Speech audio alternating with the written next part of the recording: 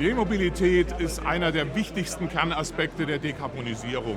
Dazu gehört neben dem elektrischen Antriebsstrang auch die Batterie. Mit dem Thema Batterieproduktion befassen wir uns bei KUKA seit über 10 Jahren. Unser Fokus liegt in der Modul- und Packassemblierung, in Lieferung von Produktionsanlagen dafür.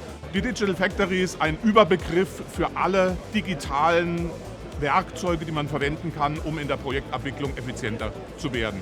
Dazu gehören beispielsweise ein digitaler Zwilling, eine virtuelle Inbetriebnahme, ein digitaler Prozessablauf, aber auch so Themen wie Cloud- und Serviceaspekte. Wir freuen uns, auf der Automatica zu sein, weil wir nur hier die Möglichkeit haben, einem so breiten Publikum die neuen Produkte der KUKA vorzustellen, die in diesem Markt relevant sind.